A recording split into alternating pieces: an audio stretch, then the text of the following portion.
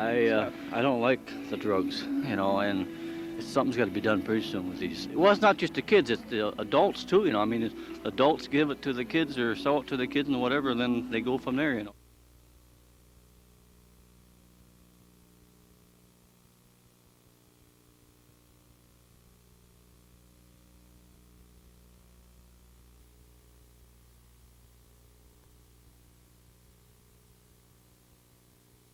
As they all began, one by one, to say to him, Lord, is it I?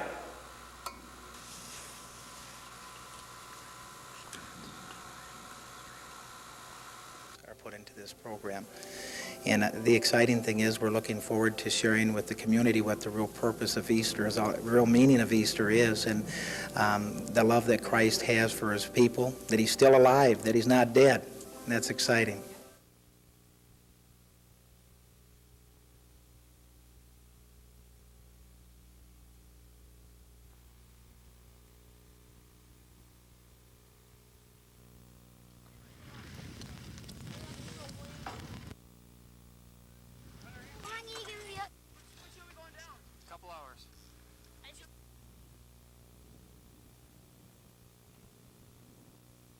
Well, it's pretty nice out and the snow is nice. You don't have to wear a jacket, it's pretty nice out.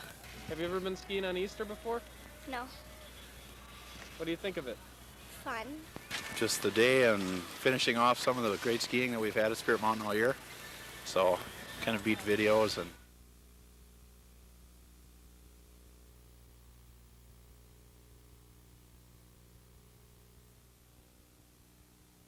These are the brutal images Central Hillside residents are still trying to forget and now hope to prevent.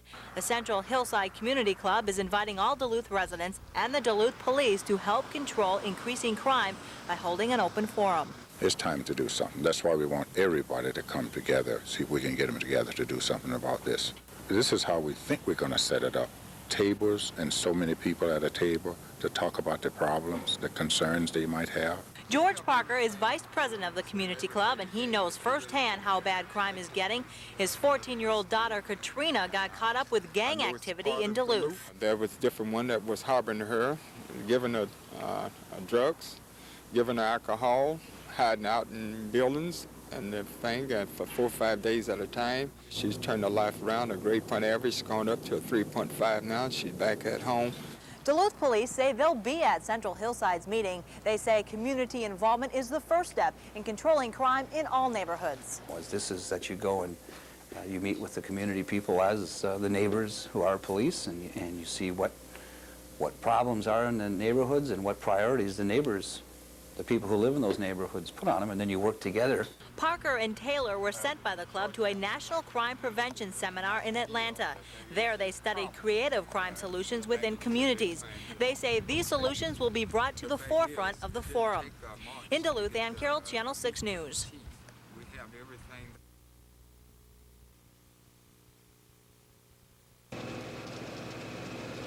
A structure burning at a sweltering 200 degrees swirls clouds of toxic gases into the air. One gasp could take your life. It's dangerous and deadly. But instructors say living and breathing a fire up close is the only way to turn a volunteer into a trained firefighter. Well, let's get Karen and Robbie in first, by all means. Level one. Somebody's going to go with Karen other than Robbie. Because the twos are going to push our luck on the building. That's why instructors are using real fires to train volunteers like these in Keewatin. They have to know how to handle air packs, self-contained breathing apparatus, nozzles, ventilation, fire behavior. They learn that when fire starts, there isn't much time to think. If you have any questions, ask them. If you have any math trouble, you don't like it, let me know and we'll get you out. There isn't much time to act. Are you right-handed, Al? And it isn't easy to hear.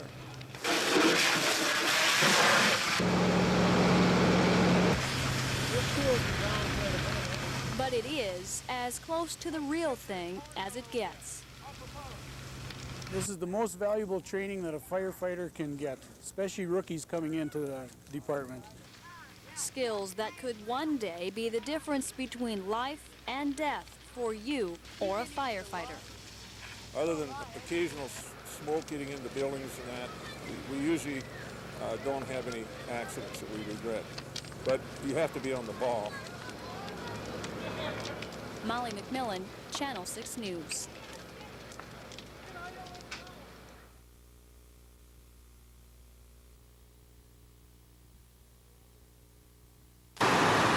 What's the deal with all the logs and food and stuff?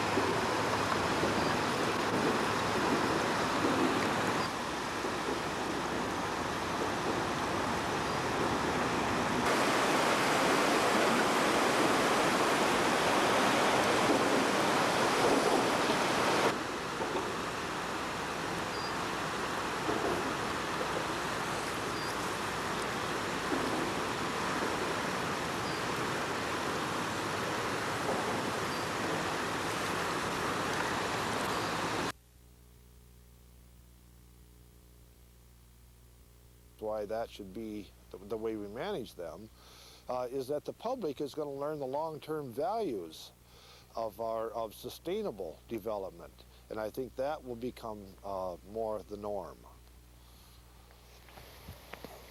Can one person make a difference? I know lots of private individuals who are interested enough in our natural resources to spend their time, get involved, and speak up.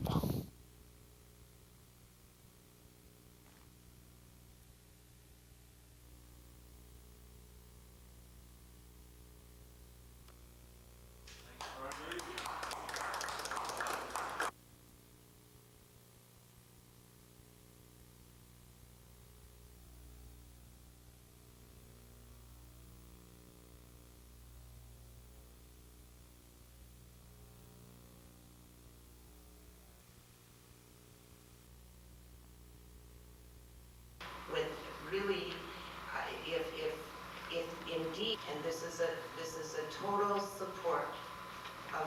I too am deeply concerned, and I don't think. To me, that it's not in the interest of the CCAC to move forward with working on this. Councilor Harston. Of our community because of some ridiculous fiasco this evening.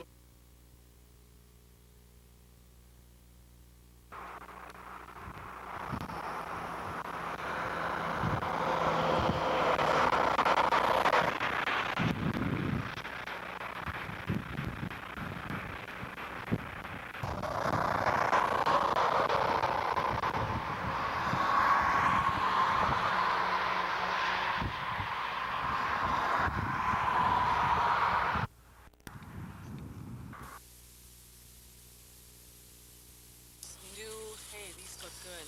20 people died on Minnesota lakes last year. A majority of the fatalities occurred when the weather was good and the waters were calm. The majority were also drinking or not wearing their life jackets. Alarming facts like these prompted officials to be tougher with the rules. No matter what size boat or canoe, they have to have a wearable life jacket for each person on board. And then when the boat gets 16 feet or longer, they have to have a throwable life jacket on board for the boat. Minnesota DNR officials say 75% of boat fatalities could have been avoided if they were wearing these. With our really cold water, sometimes you have what's called a gag reflex, where you open your mouth as you're going in because the water's so cold, and then that water gets into your lungs. And if you're not wearing a life jacket, you might not come back up. DNR officials offered these simple boat safety tips.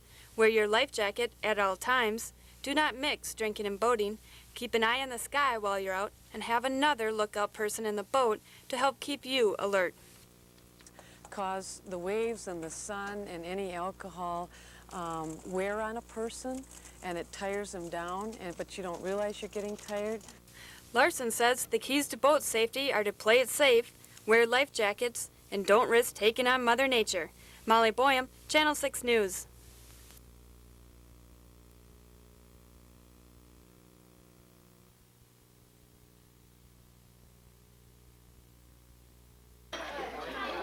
Hey, hold up your certificates and look at us.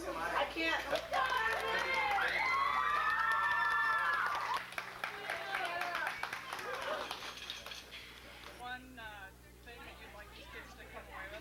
Well, I hope that they come away with the idea that gangs are bad, drugs are bad, and they have the tools to make some good choices, to make good decisions in their lives, to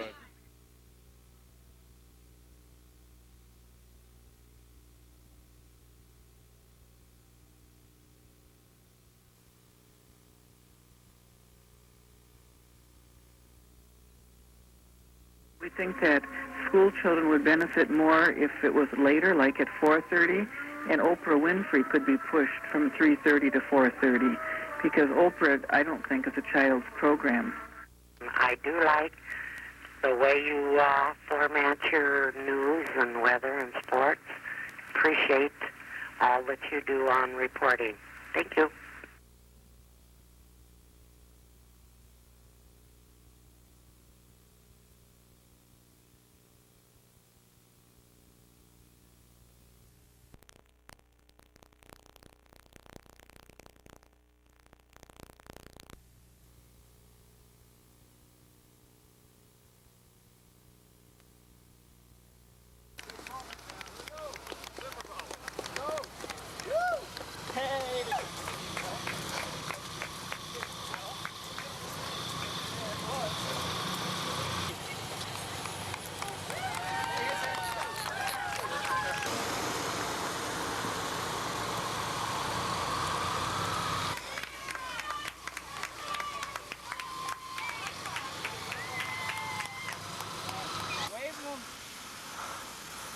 Wave them. Smile break.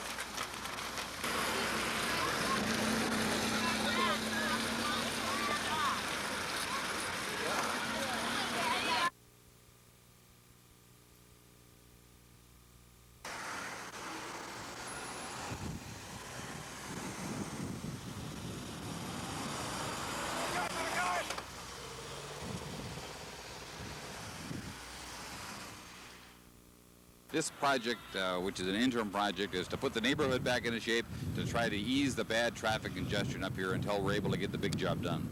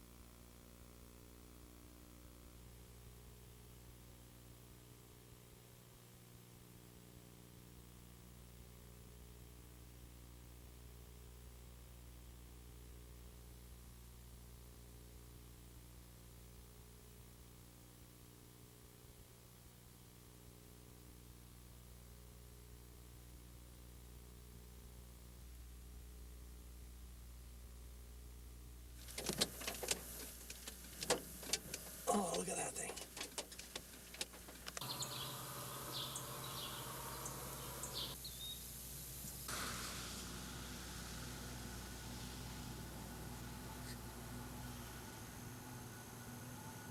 Bin flew in front of me and stopped right in front of my...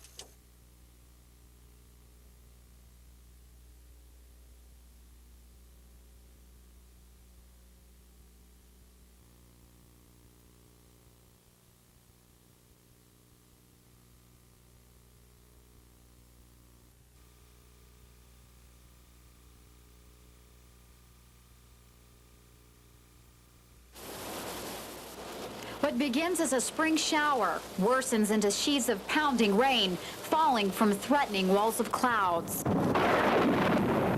Forecasters recognize the ominous characteristics, but only with seconds to spare. The severe thunderstorm warning has been changed to a tornado warning. But as the emergency message shoots through the airwaves, a tornado whirls into action, sending frantic forecasters scrambling to keep up with the disaster. The National Weather Service says it has sighted a tornado near... Funnels dipping up and down.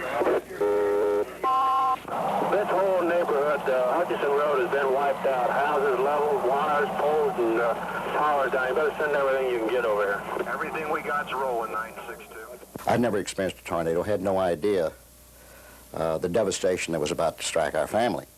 Jim Batson knows what it's like to have to pick up the pieces after a massive tornado plowed through his Lubbock subdivision, killing 18 of his neighbors on May 11th, 1970. My children were running around, and I'm going to have to stop for a second. 26 years later, it's still hard to talk about. That horrifying night is a permanent path of destruction in his mind, as well as in his son's. Mark Batson was only 13 when it hit. It was as if it would never end. My father heard it coming. I grabbed the children and threw them under a table, a huge table. And my father pushed it down because we could feel it lifting. And about that time, it sounded like 5 locomotives coming through the house. And my little brother was laying across my lap, and he began to be sucked out from underneath the table. So my wife grabs one leg, and I grab the other one, and he was just sticking straight out like this, and we were trying to hold him to keep him getting away from us. But the horror continued even after the tornado passed. We saw this light flashing, and my father said, "Don't anybody move. We've survived the tornado. That could be a hot wire, and let's not get electrocuted because the carpet was just saturated with water." I'll look the second time, and there was a pickup truck upside down, less than 5 feet from us. The pickup truck and the signal lights were blinking on the pickup truck, and that truck belonged to a farmer that lived 1.5 miles away. Miraculously, Jim Batson, along with the rest of his family, walked from their flattened home without a scratch. 26 people died that evening. Meteorologists registered the tornado an F5. That's the most dangerous and powerful a tornado can get, with speeds topping 365 miles an hour. Officials say so many people died because they just couldn't alert them fast enough. Why do we have them? That is a very good question, and that's one that we continue research on to this day. Meteorologists have come a long way in detecting severe storm and tornadic activity. But even with the very latest technology like the NEXRAD Doppler radar, predicting when and why tornadoes hit is still a mystery. We have to better understand how the storm does it, when the storm produces it, where it's produced, and the identifiers, either radar, visual, whatever sources we have, the precursors that lead up to the formation of the tornado. We better understand those, then we can extend the lead times. Delane Matthew for NBC News.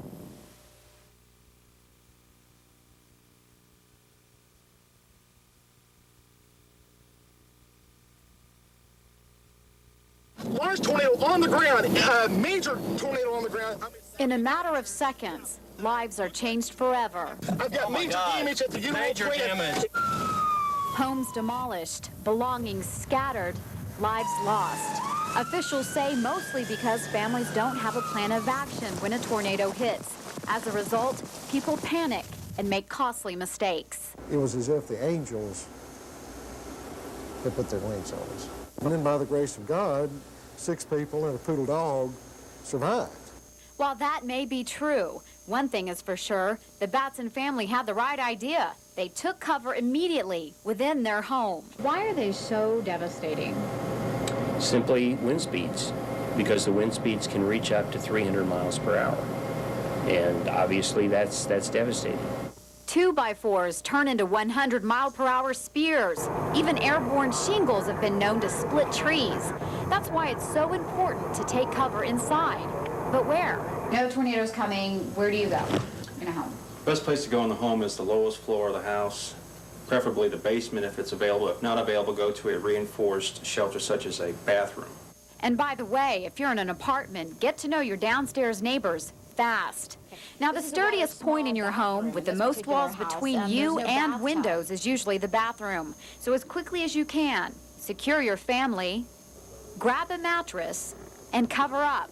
This will help shield you from flying glass and debris. And forget about the windows. Officials say, contrary to belief, opening them doesn't do a bit of good, especially in 300-mile-an-hour winds. But there is only one reason leaving your home would be safer. And that's if you happen to live in one of these. What are you supposed to do when you know a tornado's coming? Take shelter. You go out into a ditch if there's one, or you go find a tornado shelter.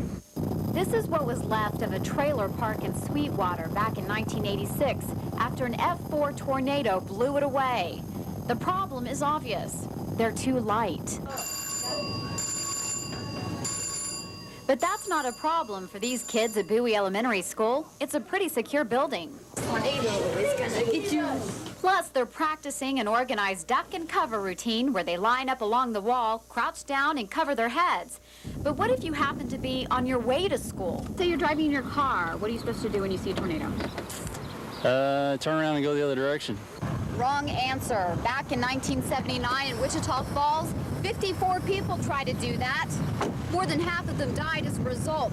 That's why officials say if you're in a car and you spot a tornado, dive into a ditch. You do not want to be in a car. Cars can be swept away just as easily. They can be tossed up like little toys. You want to be in the lowest spot.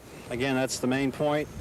That way, any debris that comes flying by will strike over you, pass over you. Even better, crawl up under an overpass. It's probably the most shelter you'll be able to find on the road. Officials say the key to surviving a tornado is having a plan and thinking quickly. And maybe, if you do, you'll live to tell about it too. I'll never forget it, you know, ever. Close call, very close call. Delane Matthew for NBC News.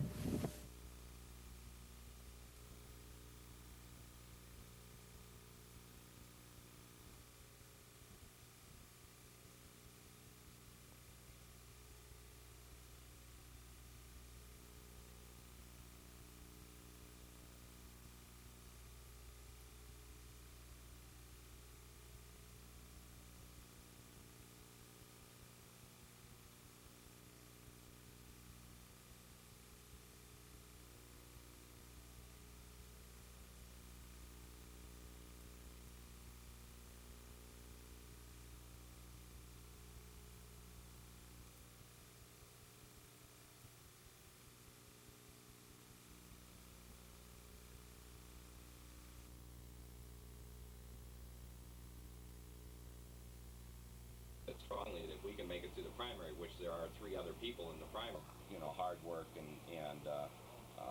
as my father describes it, he was an angry young man in 1960. That takes new energy. Cannot be. It's such a huge problem right now that after a while you're going to get burned out about the process. You're going to get cynical about the process, and so putting new faces in front of that Congress, you know, every few years is going to be important. Congress.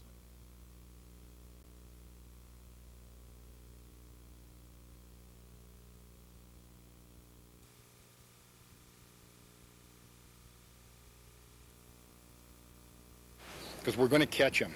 It's just a matter of time, but we're going to catch him. But going on to keep stealing cars and armed robberies, somebody's going to get hurt, and we don't want that. And so they should consider turning themselves in, let the courts handle it, because all they're doing is getting deeper and deeper. And that's the message. Authorities want the 3 male suspects in connection with an armed robbery of this Cloquet liquor store and maybe more to know. The 4th suspect was caught and was in Carlton County Court today. Elsie Jones of Red Lake is charged with aiding and abetting aggravated robbery, but authorities say there will be more charges. She was giving orders for them to get on the floor. She was involved in taking merchandise from the store. And so, according to the victims, she was as much a part of this as anybody else was. 23-year-old Jones is being held here at the Carlton County Jail on those aggravated robbery charges. Bail was set at $150,000. She will be in Carlton County Court again next Wednesday, but between now and then, authorities have a lot of information and leads to go on in catching her 3 male accomplices. We processed the car, and there's a lot of evidence in the car. A lot of liquor and beer taken in the robbery. Found a money bag in there, some change. We found a gun in there. And so that's all been printed now. We finished processing that yesterday, my partner and I. And what we hope to do is get that to the State Crime Bureau either tomorrow or the first thing on Monday. Brandelim says the group had stolen license plates off a car in Red Lake and put them on another stolen car. They could be the same suspects that robbed a Red Lake business and then headed to Cloquet. But it's a complicated case because the suspects know what they're doing. I would have to believe that these people have been around. I mean, they know enough to change cars, license plates. They certainly aren't giving up. Law enforcement agencies across the Northland are searching for the 3 male suspects. They are still considered armed and extremely dangerous. In Carlton, Ann Carroll, Channel 6 News.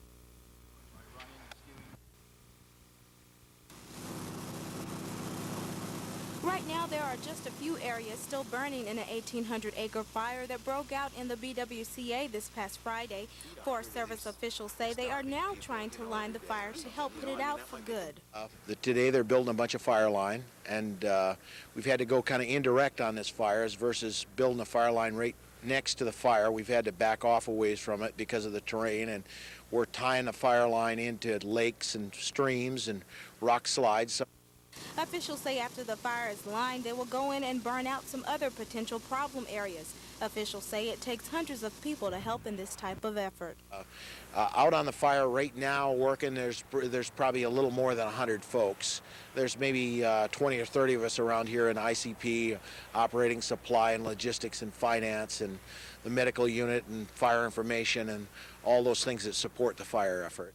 Today's weather conditions are helping firefighters, and if it keeps up, they could have the fire out by the end of the week. But until then, life goes on in the Boundary Waters.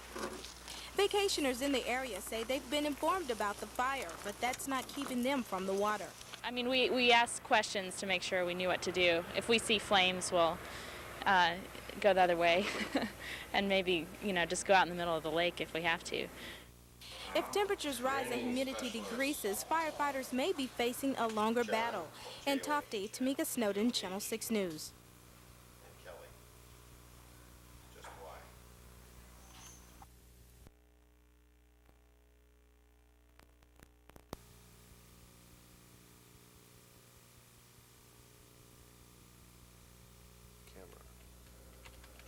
Scott Greaves has been surfing the internet for about 2 years now. He says the internet is very helpful, but without some kind of search finder or the exact web address, it's difficult to get where you want to go.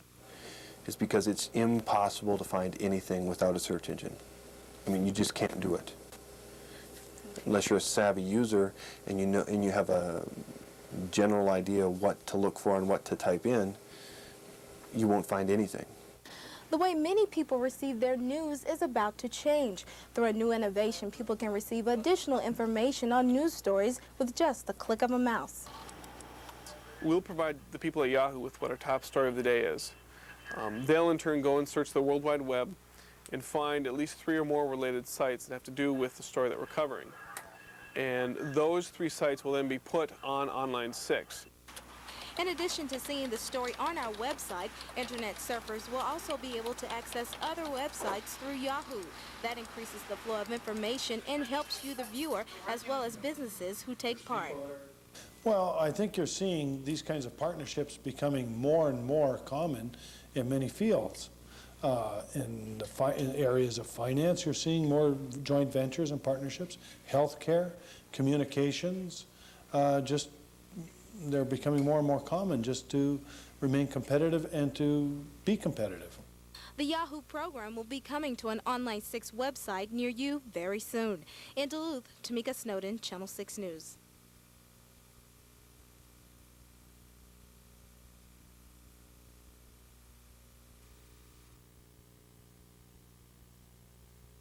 Included in that report were projections developed in August of 1992, which called for tax levy support of something to continue to provide quality care to those nursing homes. We think we have a long-term solution for it. We want the board to make a commitment to those homes in order to achieve those long-term savings, and then we think we'll be on a balanced budget.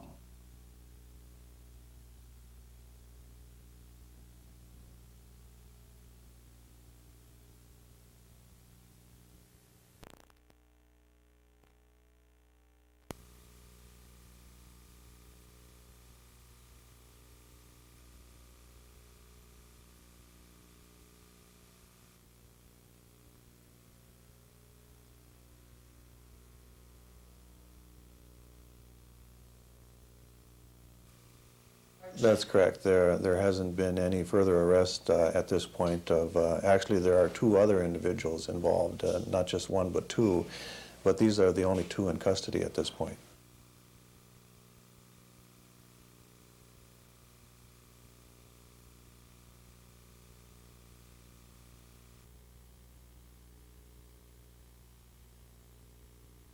Do you think the phone card will probably taken away though? I don't care. Well, that can't done because, you know, seniority count. In other words, I see very little meaning. Well, the reason I wasn't there is that I told them that I want to get the politics out of it, and I would appear after the legislative elections are over with, because the chairman has compromised herself, and she's actually recruiting candidates against me at the same time that she's holding hearings.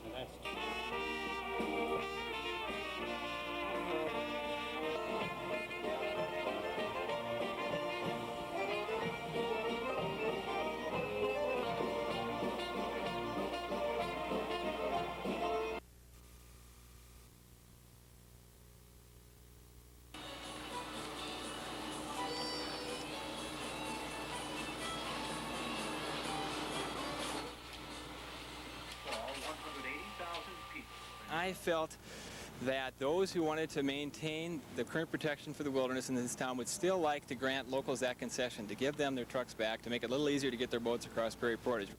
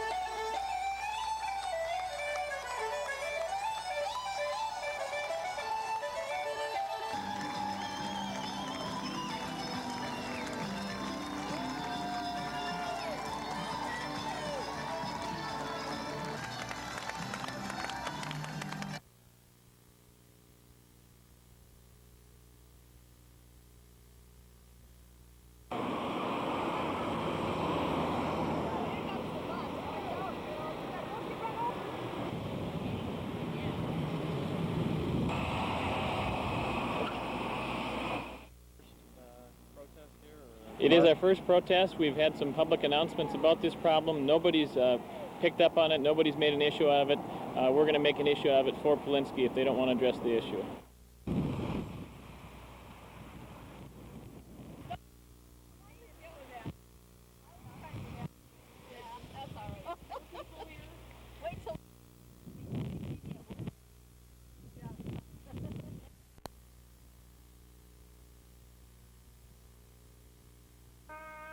It was a day for remembering those who fought for independence.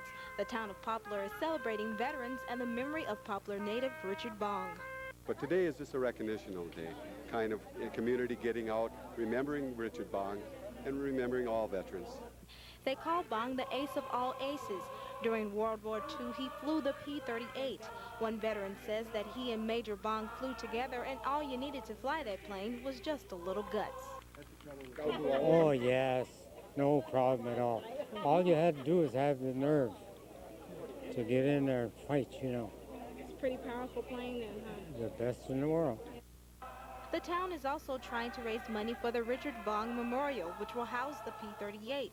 Right now, they need about $1 million to complete the project, but organizers say this was not just a day for the fundraiser, but to bring the community together. What this is gathering all the veterans and families and coming out and recognizing the fact.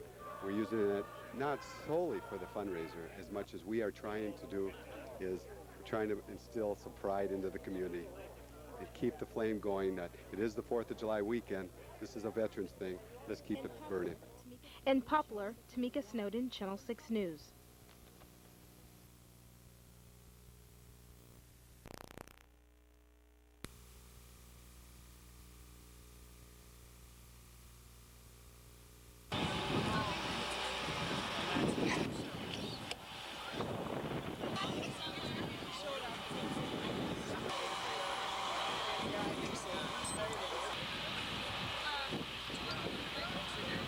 We're going to miss him.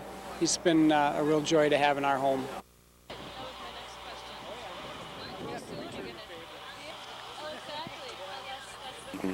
I think northern Wisconsin is a great place to live, except then for the winter, but other than that, it's a great place to live.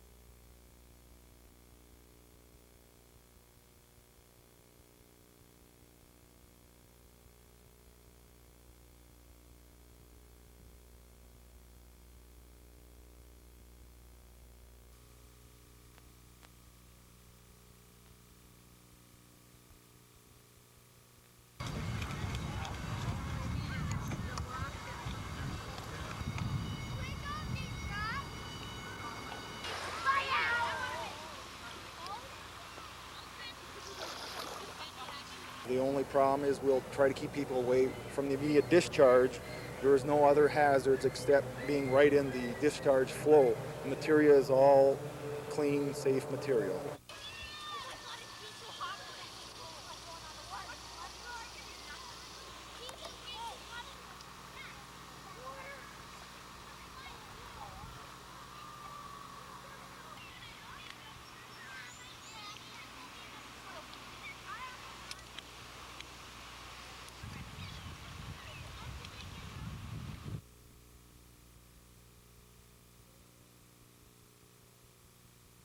Entered upon the duties thereof, swear or affirm that you will support the Constitution of the United States and the Constitution of the State of Wisconsin, and will faithfully discharge the duties of said office to the best of your ability, so help you God? I do.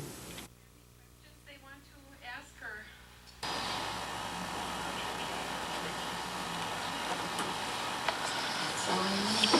Congratulations. Thank you. And I would like to ask Acting Chief Peters to present you with your badge, ours, for your lapels. Congratulations and welcome aboard. Thank you. And maybe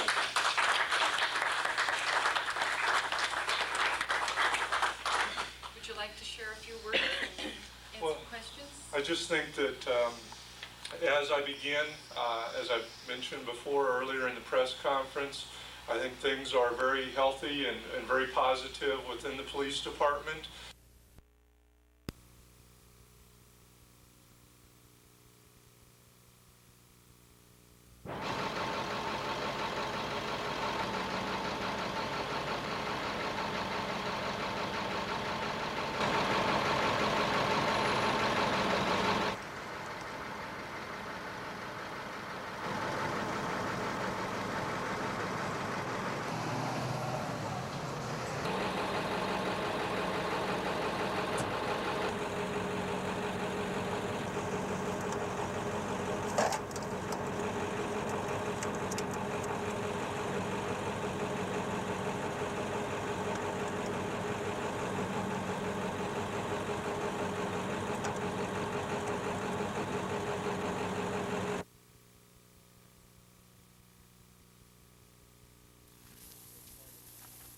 John Claypool was just 14 years old when he decided to find out what it would feel like to kill someone.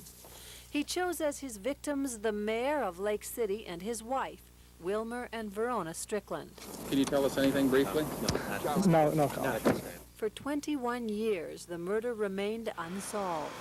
Then the cold case unit of the Bureau of Criminal Apprehension got involved. In that case, we had several new people who were involved with him years ago in drugs that would have never said a word, or didn't back then, who now gave us statements that were critical investigation.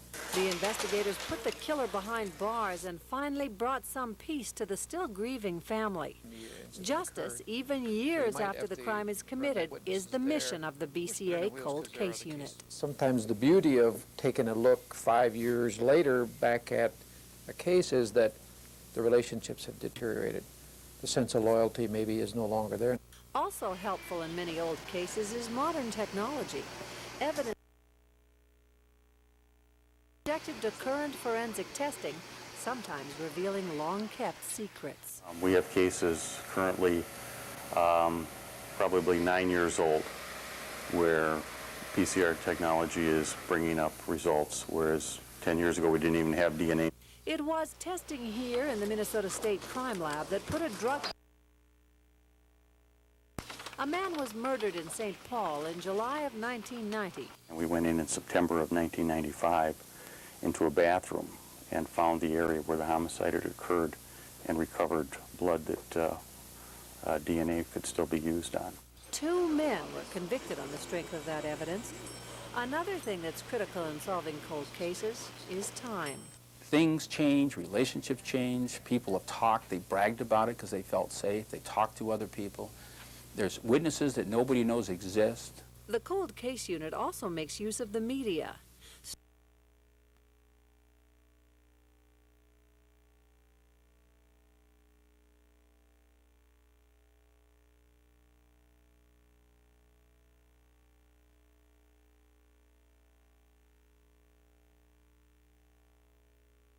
and eventually putting the killer behind bars. Special agents with the BCA Cold Case Unit say they couldn't do their job without the help of the public. They say they're always willing to listen to anyone who may have some information that could help bring a killer to justice. In St. Paul, Barbara Riles, Channel 6 News.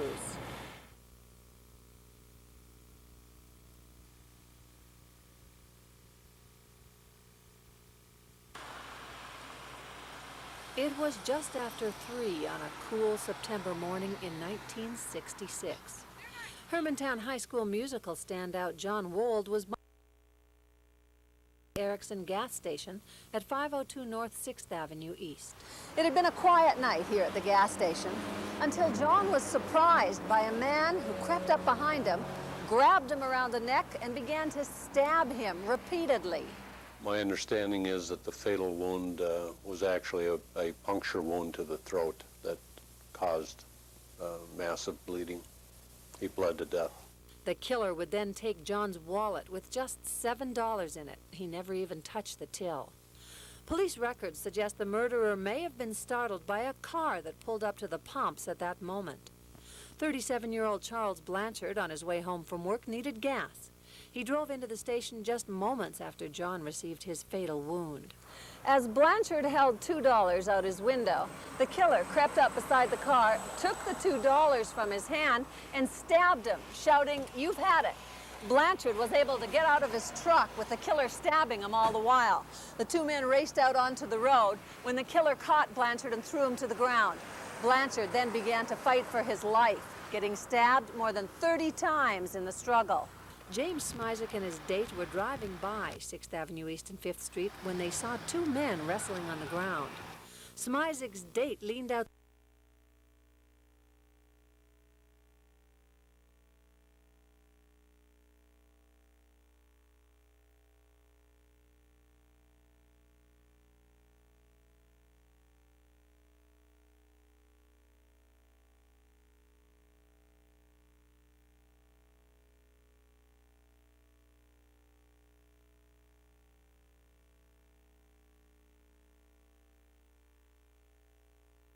Blanchard said he was able to turn the knife on his attacker a few times, and so he probably suffered some cuts.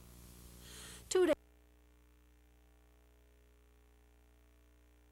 with several serious cuts.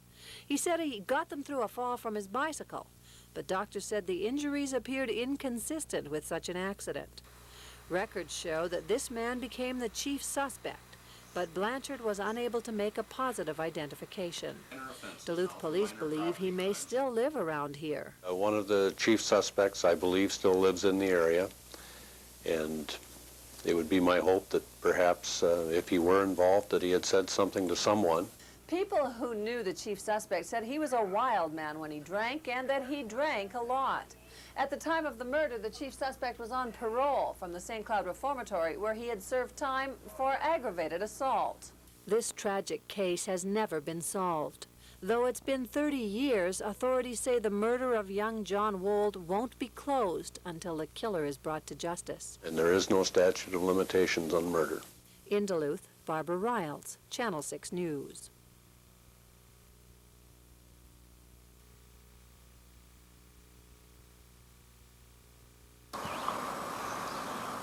It was 10 to 3 on a sunny Tuesday afternoon, May 6, 1981. A man was jogging between twin ponds when he saw what looked like a body face down in the water. Closer inspection confirmed his worst fears. Clad in designer jeans and a white t-shirt decorated with clouds and a rainbow was East High School senior Carolyn Andrew. Carrie, as she was known to her friends, left her home at 8 p.m. the night before her body was found. She was headed for Ridgeview Bowling Alley, but never made it. She was picked up by somebody she knew, perhaps, and decided not to go there. Or, according to some of the friends at the time, that it was not unusual for her to tell her parents that she was going one place and to go another. An autopsy confirmed Carolyn was killed by a single shot from a .22 caliber gun. The report showed Carolyn had had sex the night she died, but there was no indication she'd been raped. Lab reports indicate she was probably killed somewhere else and then taken to Twin Ponds, where her body was dumped from the bridge. Carrie's dream was to be a model. She'd taken a course in the Twin Cities and hoped to make it her career. But Carrie's dream was cut short by a bullet to the head. Police say they had several suspects in this murder.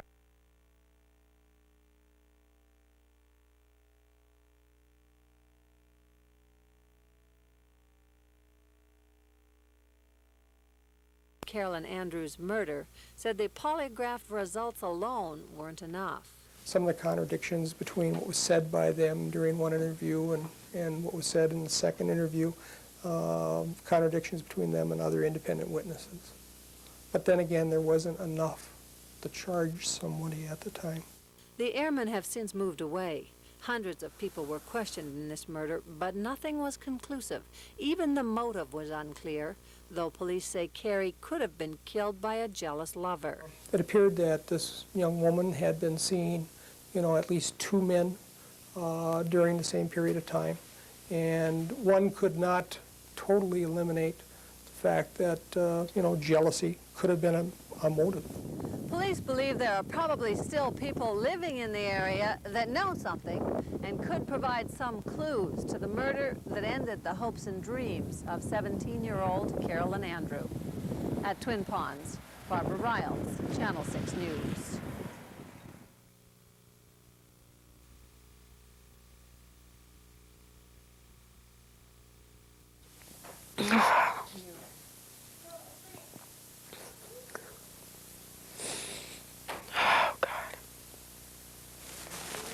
It never goes away. Bob Blight's sisters will never forget the day they learned their brother had been murdered. Whenever we got together, the whole family always has a good time. On January 26, 1988, Bob Blight's family was told their brother was dead. At first, police said it was suicide. In fact, it would be almost 6 months before it was publicly revealed that Blight had been brutally killed. But his sisters say they knew from the beginning that it was cold-blooded murder. I believe that Bob was killed. I believe it was premeditated. The events leading up to Blight's death were bizarre, according to his sisters. Bob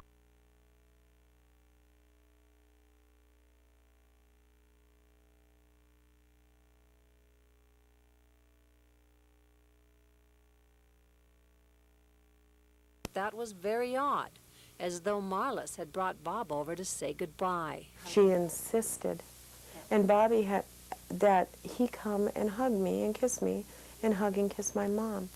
And that kind of made me leery because I thought, boy, something's just not right. It was the next morning that they got the shocking news that Bob was dead. Strangely, but when they got to her apartment, it was obvious that Bob had died violently. There was blood everywhere. In the apartment, down the stairs, outside, in the car he was in. The family says they know who killed Bob and are frustrated that police have made no arrests. Bob's sister Joni says authorities have told them Bob's wife and her boyfriend were under suspicion. They have told me that they were both suspects, but there was nothing they could do. But police refuse to confirm that or to identify who their suspect is. At this time, we have one suspect. Authorities refuse to discuss this case in detail, saying even though it's been 8 years since the murder, the case is still under active investigation. It has never been publicly released where Bob was stabbed or how many times. Police say that's information only the killer should know. The case is never closed. We continue to pursue it, to investigate any leads that we come across. After Blight's murder, Marlis married. She has since divorced him, and we were unable to track her down. Authorities say they believe there are still people in the area who know something about this murder. They ask that those people come forward with their information, no matter how trivial they think it might be, so that the killer or killers may finally be brought to justice and the family may finally achieve some peace. In Hibbing, Barbara Riles, Channel 6 News.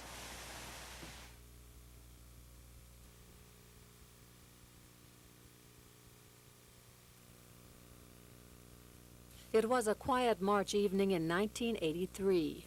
Ray Medela and his family had just finished dinner. My daughter was in the kitchen and she heard some noise at the back door. She didn't know what it was, so she went back there and checked, and it was Anita from next door. And my daughter says, "Ma, come here, come here. It's Anita. There's something wrong. I don't know what happened to her. She's bleeding and everything." Juanita was the wife of 61-year-old Superior. Two men showed up at the couple's home at 1109 Banks Avenue. They said they wanted to talk to Claude about some business. Claude owned a used furniture store in Superior and was known as quite a wheeler dealer.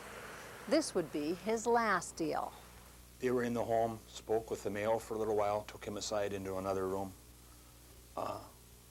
where he was shot multiple times. Juanita suffered a severe concussion from a brutal blow to her left temple. She played dead while the two men ripped the rings from her and Claude's fingers and went through Claude's pockets, taking about $2,000 in cash. Juanita described the assailants as two black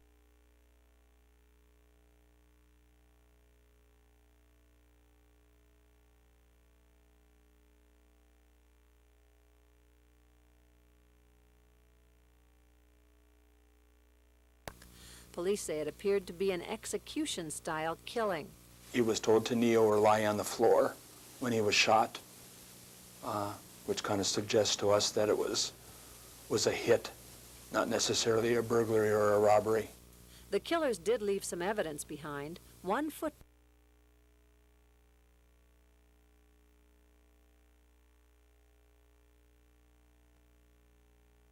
In the hopes of getting a clue to the killers' identities from the lab's database. So we hope that the prints that we collected back in 1983, although they didn't have a name on them back in 83, now in 1996, we can attach a name to. Police talked to dozens of witnesses. Some told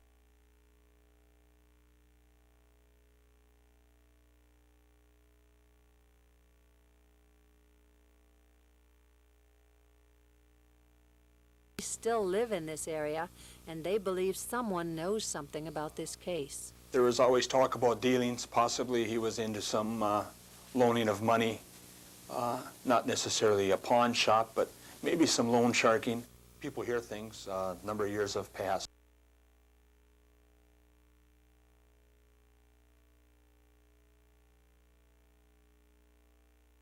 There that maybe has a story to tell us. Juanita never fully recovered from the attack. She required several surgeries to remove blood clots that formed near the area where she'd been struck. She died just last year. In Superior, Barbara Riles, Channel 6 News.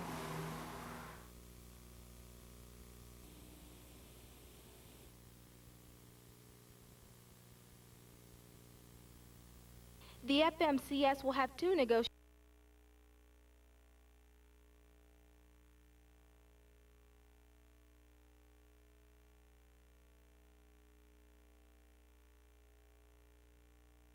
History has shown that legislative action hadn't really resolved this finally. I mean, if it had, we wouldn't be in this room here today.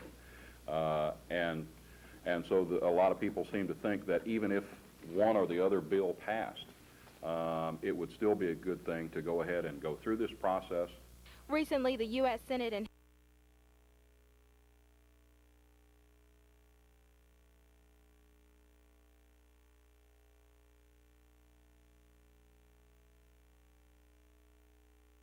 So what we're attempting to do is design a mediation process to where we can handle both of them roughly parallel, so that there isn't one doesn't sit on the back burner, and so that we can make progress on trying to bring resolution to both the Boundary Waters and the Voyagers disputes.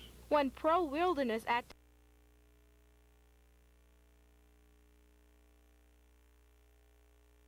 Well, like a lot of people in northeastern Minnesota, we're tired of the ongoing battle.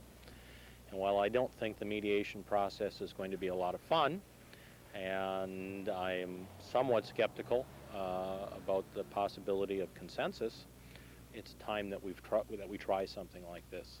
Others aren't so sold up.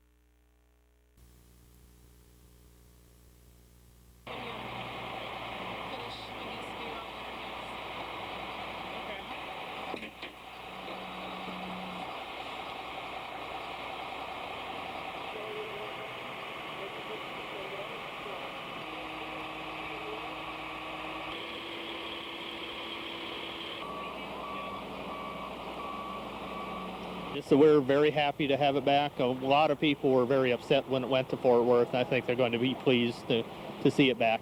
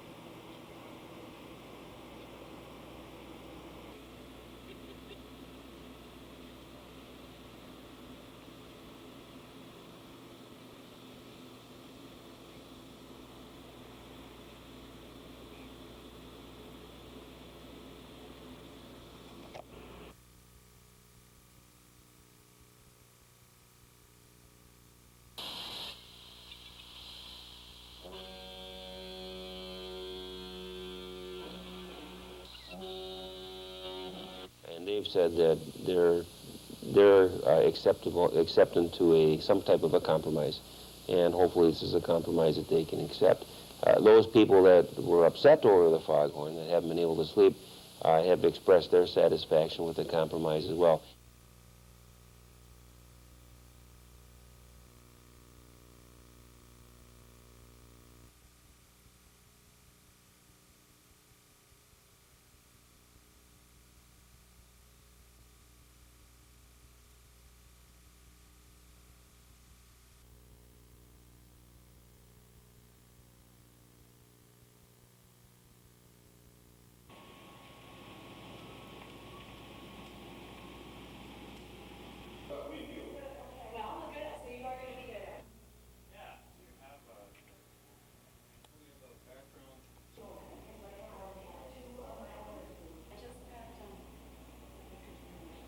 I think it's important to the city of Duluth to come. There aren't very many places that you can actually experience the history of the city. It's a nice memory.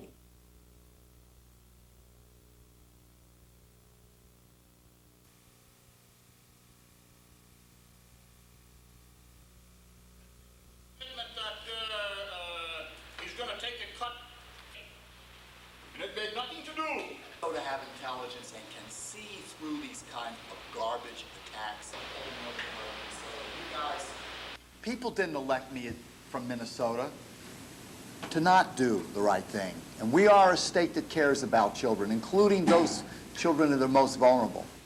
Now, at the same time, you'd be interested in this. Lo and behold, late Thursday night, saying after conference committee even meets, somebody, no one will take responsibility. Let's,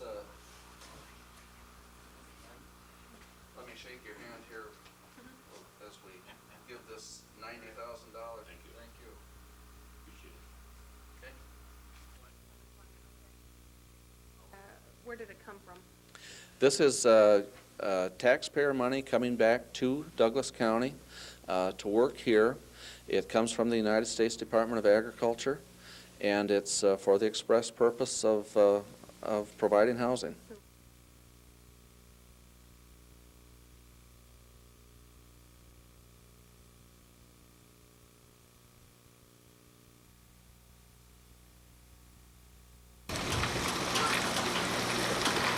The St. Louis County Sheriff's Office received a call about 2:30 this afternoon of a drowning at Island Lake.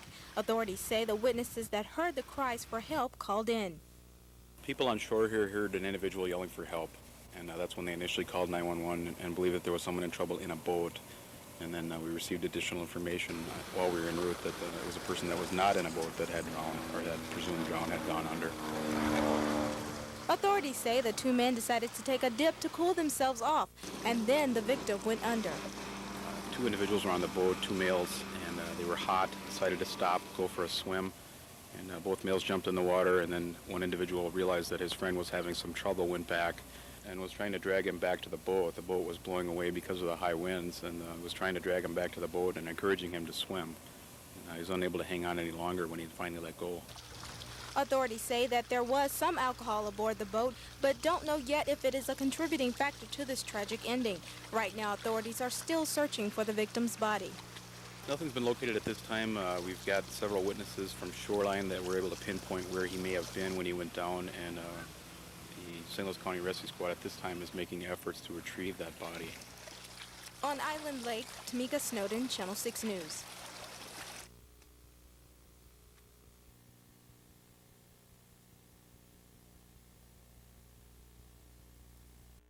And specifically to the people who lost loved ones on that flight, you're not alone. We're in this with you.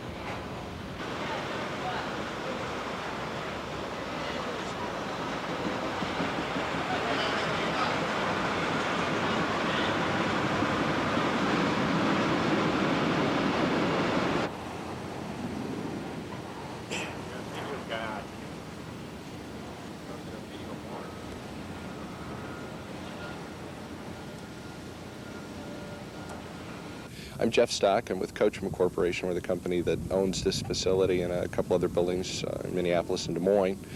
Okay. And well, what do you think, looking back over your shoulder there? it reminds me an awful lot of when I was a kid. We had a tornado go through my backyard back in 1975, but I didn't expect it here, especially at Minnesota. I don't think tornadoes are quite as frequent. Although I did speak with a police officer, and she said this is kind of like Tornado Alley right near Fridley. Blows my mind. We just gotten all our tenants renewed on leases for 3 years, and 2 of them have doubled in space in the last year. Their production's going up, and now they're out of business.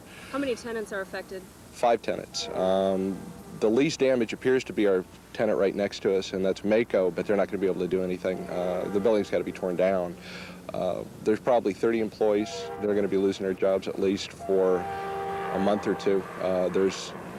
No matter how quickly any of our tenants try and move, and we're going to help them as much as we can, I don't even know if they'll be able to recover their equipment out of the building.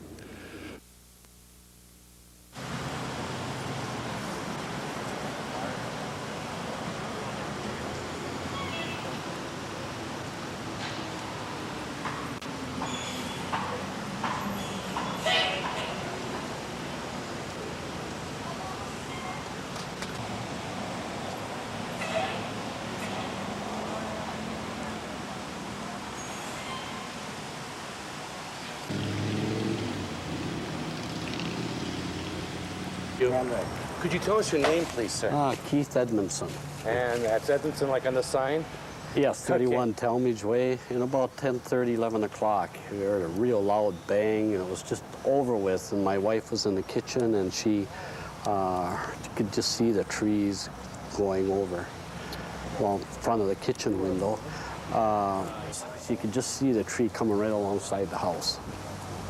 And it's we have structural damage to the house on the is just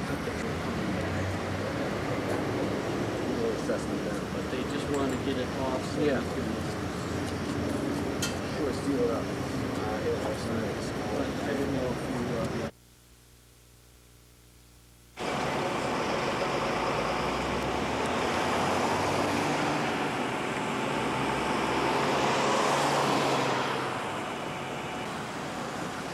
Got one dangle. 319, 314. Over real steady. Hey, go ahead.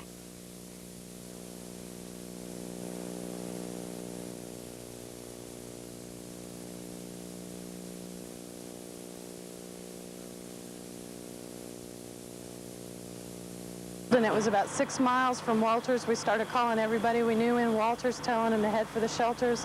It was moving fast. There was a big dust devil underneath it.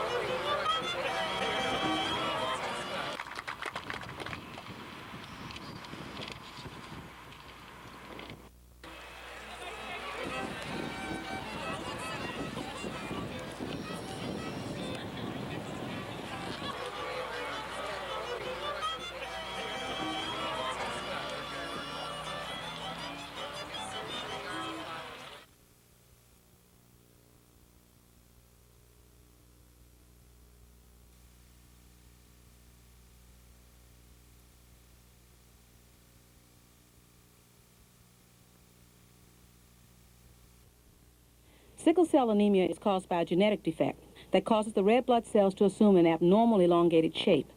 These cells tend to clump and inhibit the flow of oxygen throughout the body. The study can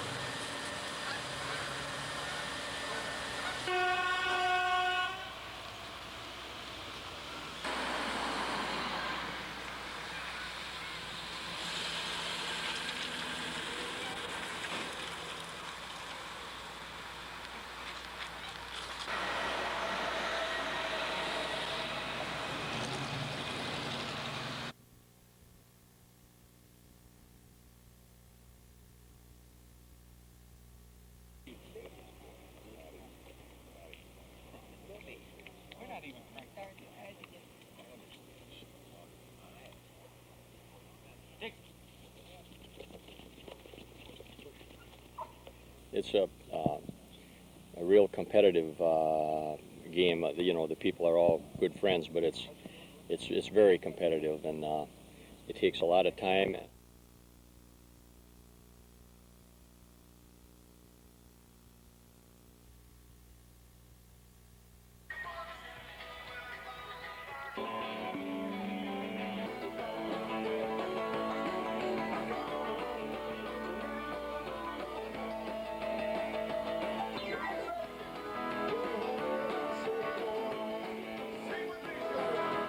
I founded the Blues Festival back in 1989, and we got out of the Blues Festival and wanted to create something new, and oldies music was always a big thing that I enjoyed, so I started dialing up old friends on the phone, and we put this event together and started it 3 years ago.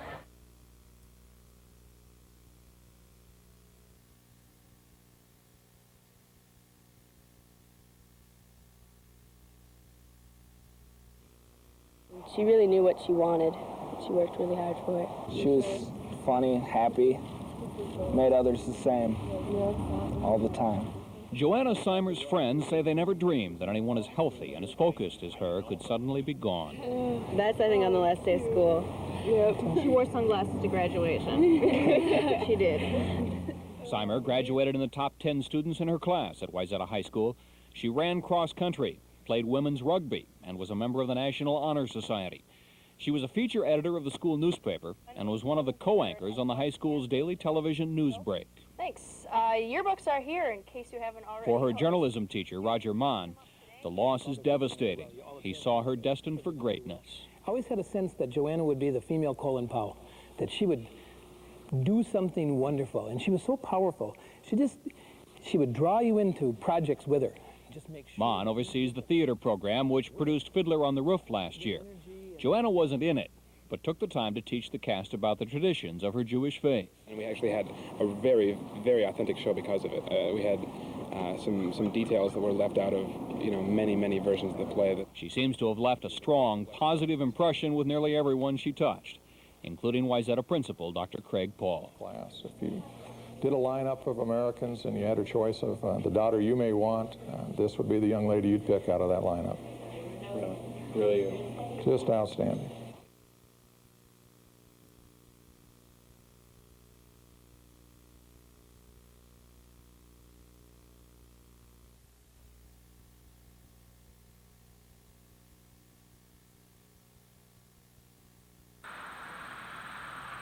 Construction went on as scheduled today on the Fond du Lac Reservation's new government center. The Reservation Business Committee is building a new combined senior citizen complex and business and recreation center. Some members of the reservation say the $8.5 million being spent on the facility could be put to better use. We got homeless Fond du Lacers that I think should have houses built before they go ahead and build their administration building. I think they have to take care of the people before they start taking care of themselves. On Monday, protesters picketed all entrances to the construction site, but today's demonstration was much quieter. Spokespeople said many who are opposed to the construction project fear being blamed for recent acts of vandalism and a bomb threat at the Reservation Business Center. We're just a peaceful group trying to band together, the people with the people, to get something to be done with the RBC. Tribal Chair Sonny Peacock says most tribal members support the new complex. He believes today's smaller protest indicates the opposition is waning. I do know that it seems to be the thing to do to have a lot of mistrust for government today. But protesters say their opposition and lack of trust for the tribal government goes deeper than Peacock understands. Spokespeople told Channel 6 they're planning to bring together representatives from 5 area Chippewa tribes to show a solidarity of opposition. At the Fond du Lac Reservation, Barbara Riles, Channel 6 News.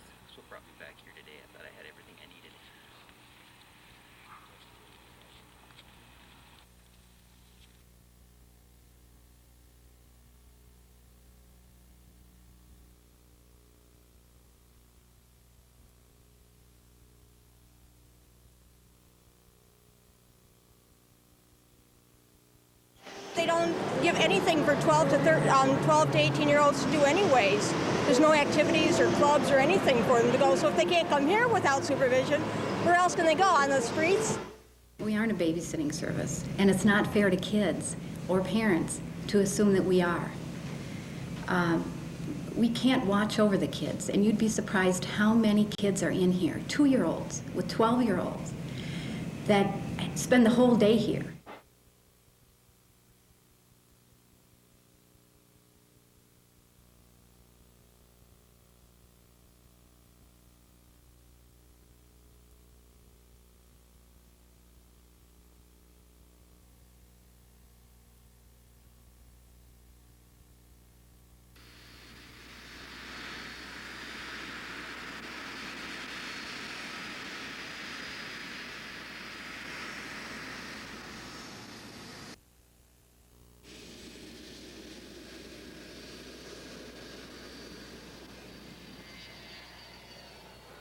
We try to vary that flight pattern of where we do that sonic boom, and if they hear it, there really is nothing to worry about. It's just the jet going by is all it is.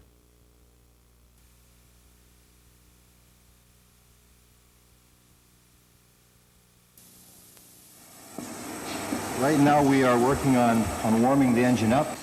Given the engine size, About 85 ton of engine here. that means a 2-story climb. Well, this is a 2-cylinder engine. This is the 1 cylinder here, and the other cylinder is over behind you. There's an 18-inch piston on this side, and the one behind is a low pressure. That's a 30-inch diameter cylinder. This is where the steam comes from. We call it the Montana boiler. It's a stationary boiler. It came from Montana. They used it in the oil fields. They used it for pumping steam down in the oil lines down when they were drilling it, cleaned out the drill. And there's 1,264 square feet of heating surface. And we burn coal, and during the show, when everything is operating, we run about 4 tons of coal a day. Enough to run the Pabst machine and have power left over.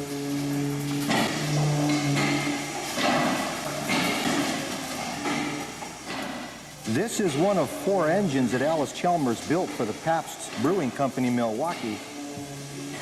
And this engine was installed in 1906 and ran until 1968. And all this did was run the electric alternator. It produced 25 cycle electricity that they used throughout the brewery for running electric motors. Now it's fired up a couple of times a year, keeping history alive. I'm Mel Stone for NBC News.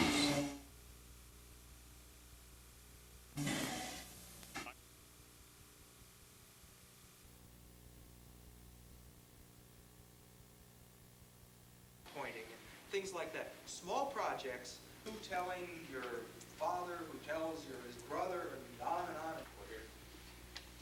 Yep. So you're actually penalized for running a surplus. That was to take out a fuel tank. Yeah, I'll give you an example. That we now can make these, we can now have these kind of conversations. No, it's not. It's dedicated toward teachers in the 7th and 8th grade.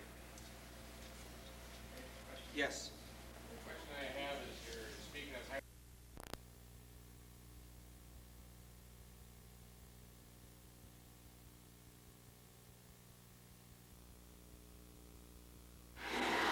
a neighbor called me to say lock your doors and to be watchful.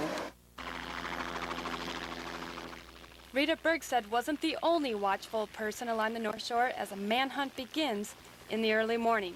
Authorities from 3 counties, Carleton, St. Louis, and Lake, are searching for John Stephen Martin. The man, police believe, is the main player in the murder of 17-year-old Paul Antonich. Well, we're looking at 5 people. 3 of them are in custody. And of the 2 that remain, Martin is the one that we are most interested in, but we still have another person at large. Police say the group of Native American males assaulted and shot Antonich Wednesday night as he drove home from a church activity. Authorities arrested 34-year-old John Alexander Martin Friday and 2 others in Red Lake County. Today's search centered around the cousin of the first man.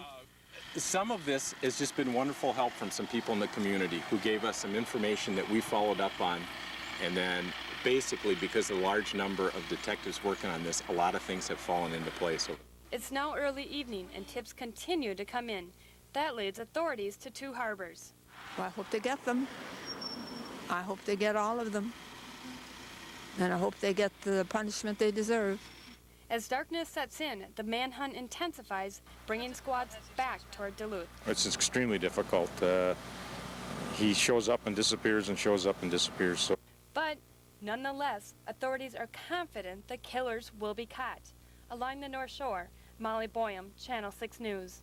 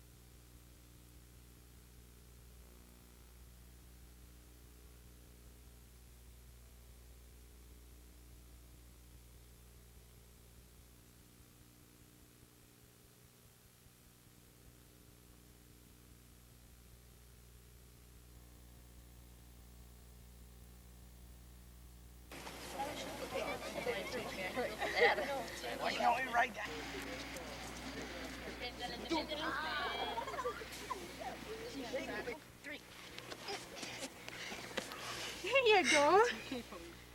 Especially after the Labor Day, everybody stays up and it's not a really focus point. You don't have to concentrate on things. So it's nice to know you don't have to think about things when you're half like in the grog.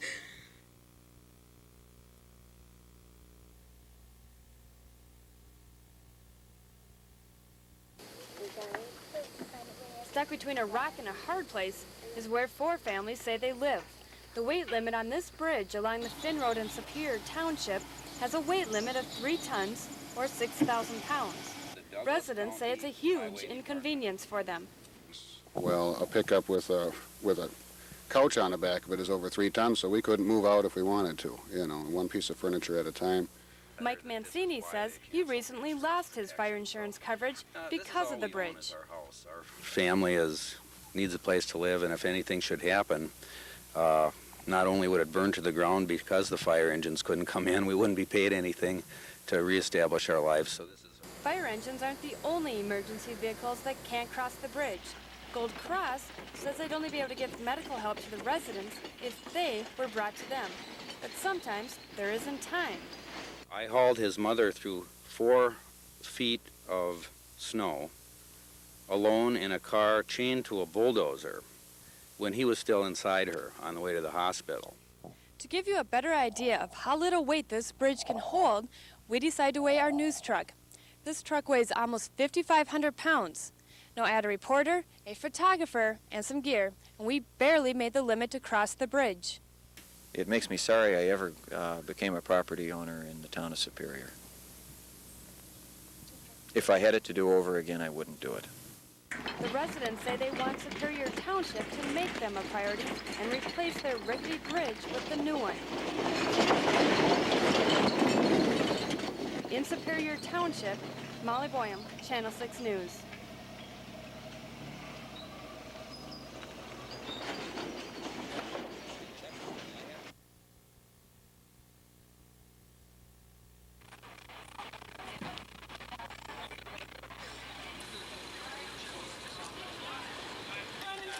We'll pick tonight if we can have you two here remotely.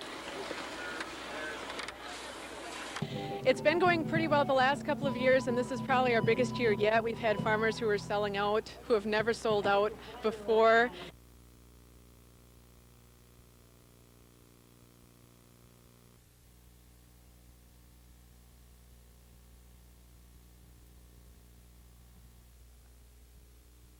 Whereas the number of calls for assistance to the police department has increased substantially in recent years, now therefore be it resolved that the City Council hereby requests the administration to add 5 officers to the police force in 1997 and 5 additional officers to the police force in 1998.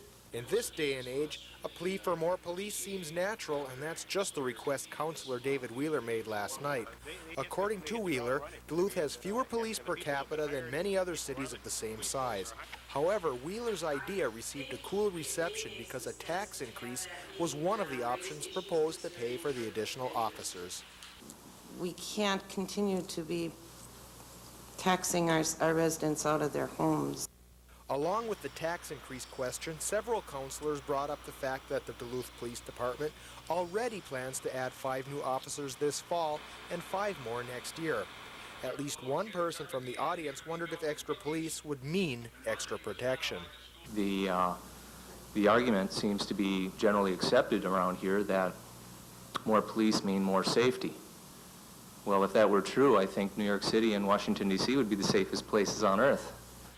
Councillor Wheeler's proposal for more police was defeated by a 5-3 vote. In Duluth, Dave Anderson, Channel 6 News.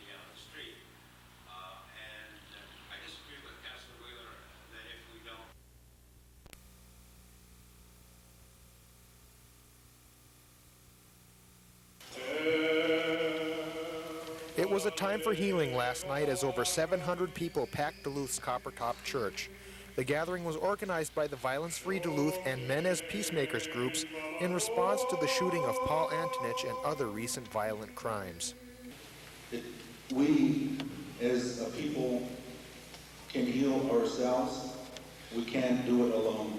Members of the Native American community played a paramount role with a pipe and drum ceremony. The orchestra from Antonich's Central High School also played, and Reverend Bob Brenning had strong words for the white community. I've heard words of hate. I've heard words of racism and raw prejudice. We cannot speak of reconciliation from the majority white community unless in the same breath, it seems to me, we speak and deal honestly, first of all, with what is on inside of us. As part of the service, audience members wrote pledges stating they will work to promote peace in the community. Those pledges will be published in memory of Paul and all the victims of violence in the Northland. In Duluth, Dave Anderson, Channel 6 News.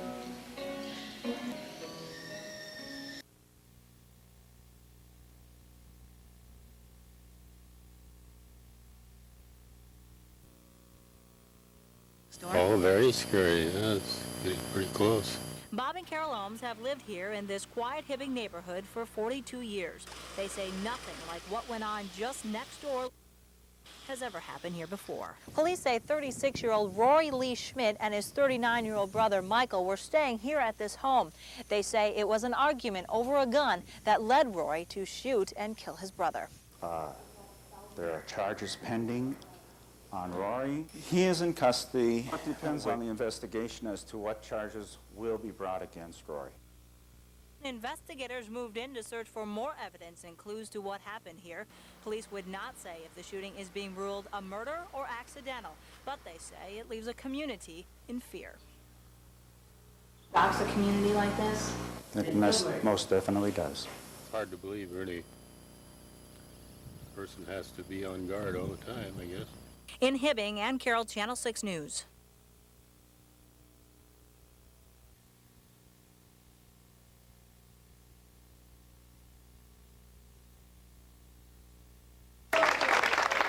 It was neat.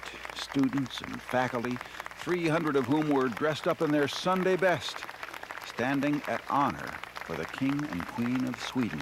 Well, it's not every day that royalty gets to visit us. You know, we are a small college in the middle of Minnesota, so. And I think it's a very big honor that, you know, the royalty has chosen to visit us. He's a symbol of respect for the country and for, and for everybody.